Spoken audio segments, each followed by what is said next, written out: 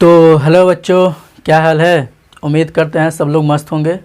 ठीक है, तो आज हम लोग क्लास 11th के केमिस्ट्री सिलेबस को लेकर के बात करेंगे।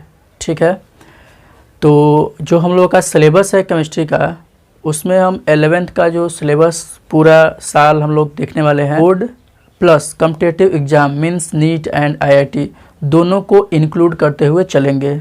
ठीक है, तो हम लोग को कैसे पढ़ना है या कैसे कौन कौन से टॉपिक हमारे इम्पोर्टेंट होने वाले हैं कॉम्पिटिटिव एग्ज़ाम के लिए, कौन कौन से टॉपिक 11th के साथ साथ 12th में भी ज़रूरी हैं, इस बात को हम लोग सारे चीज़ों को मेंशन करते हुए ये वीडियो डिटेल में देखेंगे। तो जो हमारा 11th एंड 12th का केमिस्ट्री सिलेबस है वो 3 पार्ट में डिवाइडेड होता है। हम लोग 10th में पढ़े होंगे कि जो साइंस है वो फिजिक्स केमिस्ट्री बायो में डिवाइडेड है, बट यहाँ पे केमिस्ट्री जो है वो बढ़ जाता है 3 पार्ट में। जो पहला पार्ट है हम उसे देखेंगे फिजिकल केमिस्ट्री के नाम से, दूसरा है हमारा इनऑर्गेनिक केमिस्ट्री को लेकर के, और तीसरा है ऑर्गेनिक केमिस्ट्री। ठीक है, तो केमिस्ट्री को हम लोगों ने 3 ब्रांचेज में डिवाइड कर दिया है, फिजिकल, इनऑर्गेनिक, ऑर्गेनिक। ठीक है, फिजिकल में हम लोग बात करेंगे न्यूमेरिकल वाले जो चैप्टर्स हैं उनको लेकर के। ऑर्गेनिक में हम लोग बात करते हैं specially hydrocarbon and derivative of hydrocarbon को लेकर के, बेंजीन, अल्कोहल, फिनॉल, ईथर, ये सब बातें। ठीक ना। इनऑर्गेनिक में हम लोग बात करेंगे केमिकल बॉन्डिंग हो गया, पीरियोडिक टेबल हो गया, एस ब्लॉक हो गया, पी ब्लॉक हो गया, इन सब चैप्टर को लेकर के। ठीक है, अगर हम एनसीईआरटी के अकॉर्डिंग देखें तो जो हमारा एनसीईआरटी है, एनसीईआरटी जो फर्स्ट है उसमें टोटल 7 चैप्टर हैं। ठीक है, और इसी तरह से जो हमारे पास एनसीईआरटी सेकंड है उसमें भी टोटल 7 चैप्टर हैं।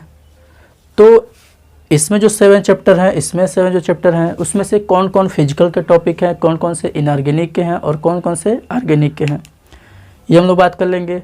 और इसमें से कौन कौन से चैप्टर हैं जिनको हमें कंपलसरी पढ़ना है फॉर 12th, मतलब 12th में जिसकी बहुत ही ज़्यादा नीड है। अगर हम नहीं पढ़े हैं तो 12th में दिक्कत होगी, उसको डिस्कस करेंगे।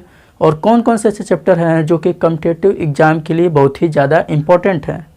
ठीक है, तो ये सारी बातें करेंगे। तो हम सारे चैप्टर्स का नाम लिखते हैं। तो चलिए हम लोग बात करते हैं कि कौन कौन से चैप्टर्स हैं जो कि हमारे लिए 12th के लिए इम्पोर्टेंट है एंड कॉम्पिटिटिव एग्ज़ाम के लिए बात करते हैं, और कौन कौन से फिजिकल में आते हैं, कौन कौन से इनऑर्गेनिक एंड ऑर्गेनिक में आते हैं। तो जो हमारा पहला चैप्टर है some basic concept of chemistry, इसको हम लोग मोल कॉन्सेप्ट नाम से भी जानते हैं, और ये चैप्टर है फिजिकल का पार्ट, मीन्स ये फिजिकल केमिस्ट्री में आता है। ठीक है, इसमें बहुत सारे न्यूमेरिकल्स हैं और पूरी फिजिकल केमिस्ट्री का एक्सेस कर सकते हैं। तो ये बैकबोन है, मीन्स अगर ये चैप्टर किसी का वीक है तो फिजिकल केमिस्ट्री जहाँ जहाँ आएगी वहाँ वहाँ दिक्कत होगा। ठीक ना, तो बिना किसी गड़बड़ी के इस चैप्टर को बहुत अच्छे से आपको तैयार करना होगा। ठीक है, आगे आते हैं structure of atom, classification of elements and chemical bonding. ये तीनों चैप्टर इनऑर्गेनिक के पार्ट हैं। ठीक है, और ये तीनों चैप्टर पूरे इनऑर्गेनिक का बैकबोन है। ठीक है, अगर ये आपको नहीं आते हैं चैप्टर्स तो ये जान लीजिए कि आपका पूरा का पूरा इनऑर्गेनिक केमिस्ट्री चौपट हो जाएगा। ठीक ना, तो बहुत ही ढंग से इन तीनों चैप्टर को आपको कवर करना होगा। स्ट्रक्चर ऑफ एटम हो या क्लासिफिकेशन ऑफ एलिमेंट, इसको हम लोग पीरियोडिक टेबल नाम से भी जानते हैं, केमिकल बॉन्डिंग, ये तीनों चैप्टर बहुत ही इंपॉर्टेंट चैप्टर्स हैं। और अगर कॉम्पिटिटिव एग्जाम की बात की जाए तो इन तीनों चैप्टर से हर साल 3-3 क्वेश्चन आते हैं। केमिकल बॉन्डिंग से तो 4-4 क्वेश्चन भी आता है, चाहे वो नीट का हो चाहे वो जेईई का पेपर हो। आप लोग किसी साल का पेपर उठा के देख लीजिएगा, 3 क्वेश्चन, 4 क्वेश्चन या 3 क्वेश्चन, एवरेज जो क्वेश्चन है इन तीनों चैप्टर के 2 से 4 क्वेश्चन तक के हैं। बहुत कम आएगा तो 2 क्वेश्चन, और बहुत ज़्यादा आएगा तो 4 क्वेश्चन 5 क्वेश्चन भी आ जाता है।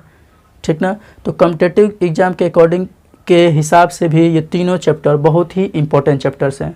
और ये जो मूल कॉन्सेप्ट है यहाँ से भी 2 क्वेश्चन कॉम्पिटिटिव एग्जाम में आ जाते हैं, तो ये भी बहुत खास चैप्टर्स है। ठीक ना, तो ये भी बहुत इंपॉर्टेंट चैप्टर है, इसको भी ध्यान रखना है क्योंकि ये सारे के सारे बैकबोन वाले चैप्टर हैं तो इंपॉर्टेंट तो होने ही होने हैं।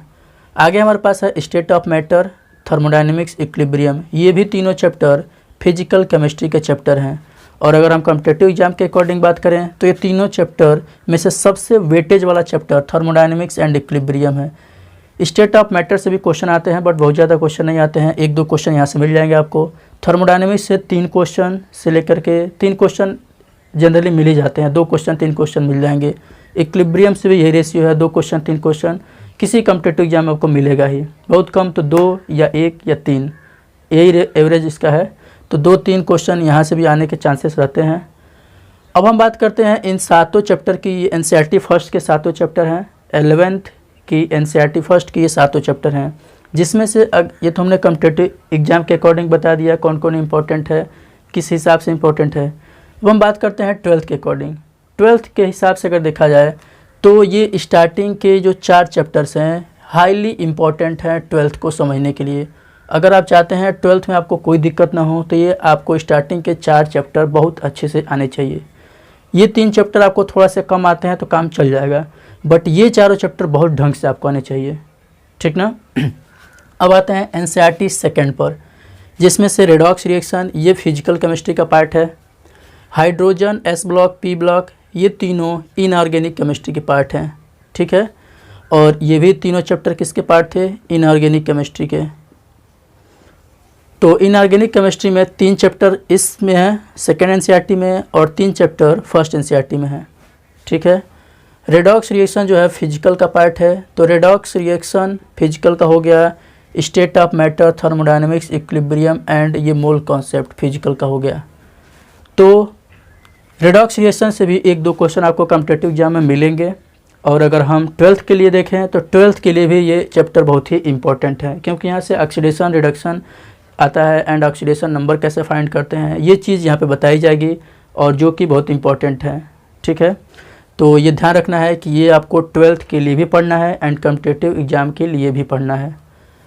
अगला आता है हमारे पास hydrogen S block P block. ये तीनों चैप्टर की अगर हम बात करें तो कॉम्पिटिटिव एग्जाम में बहुत ज़्यादा इनका रोल नहीं है, बट क्वेश्चन आते हैं। एस ब्लॉक से भी 1-2 क्वेश्चन आपको मिलेंगे, पी ब्लॉक से 3 क्वेश्चन तक आ जाते हैं, 3 या 4 क्वेश्चन तक। तो कॉम्पिटिटिव एग्जाम के अकॉर्डिंग तो ये वेटेज रखते हैं, बट कोई बहुत टिपिकल ये चैप्टर्स नहीं हैं, ये आपको आ जाएंगे अगर आप थोड़ा सा कंटेंट को याद रखने की कैपेसिटी अगर आपकी अच्छी है तो इन 3 चैप्टर में आपको बहुत ज़्यादा दिक्कत नहीं होनी है, ठीक ना। तो इन चैप्टर को भी ध्यान में रखना है। अब बात करते हैं purification, classification, nomenclature of organic compound, general organic chemistry जिसको जीयूसी बोलते हैं, हाइड्रोकार्बन। ये 3 चैप्टर ऑर्गेनिक केमिस्ट्री के बैकबोन है। मीन्स अगर आप चाहते हैं 12th की सेकेंड एनसीईआरटी, 12th में भी 2 एनसीईआरटी है, फर्स्ट एंड सेकेंड, जो सेकेंड एनसीईआरटी है पूरी की पूरी वो ऑर्गेनिक के लिए ही है। तो अगर चाहते हैं कि आपका सेकेंड एनसीईआरटी अच्छे से जाए 12th का, तो ये 3 चैप्टर आपको बहुत अच्छे से आने चाहिए। और अगर आप चाहते हैं कोई कॉम्पिटिटिव एग्जाम में आपका ऑर्गेनिक क्वेश्चन न फंसे तो ये 3 चैप्टर आपको अच्छे से आने चाहिए, जिसमें से हम लोग आईपीएससी देखेंगे, एस्टिमेशन, प्यूरिफिकेशन देखेंगे, जनरल ऑर्गेनिक केमिस्ट्री मीन्स यहाँ पे हम लोग बहुत तरह के इफेक्ट देखते हैं, इंडक्टिव इफेक्ट, रेजोनेंस देखते हैं, हाइपर कंजुगेशन देखते हैं, एसिडिक ऑर्डर, बेसिक ऑर्डर, बहुत सारी चीज़ें हम लोग यहाँ पे चेक करेंगे, बताई जाएंगी। हाइड्रोकार्बन, एल्केन, एल्किन, एल्काइन पढ़ा होगा शायद 10th में, यहाँ पे इसको हम डिटेल में पढ़ेंगे, कैसे बनाते हैं, प्रॉपर्टीज़ क्या होती हैं, तो ये सारी चीज़ें हम लोग डिस्कस करेंगे। तो इन चैप्टर्स की बात करें इन सब में से तो सबसे वेटेज वाले जो चैप्टर्स हैं खासकर कॉम्पिटिटिव एग्जाम के लिए, तो यहाँ पर ये 4 चैप्टर्स तो ये बैकबोन है हर जगह के लिए, 12th के लिए, कॉम्पिटिटिव एग्जाम के लिए। और यहाँ पे ये तीनों चैप्टर्स में से ये दोनों हाईली इंपॉर्टेंट हैं। स्टेट ऑफ मैटर छोटा चैप्टर इसलिए कम वेटेज है, खैर ये भी इंपॉर्टेंट है।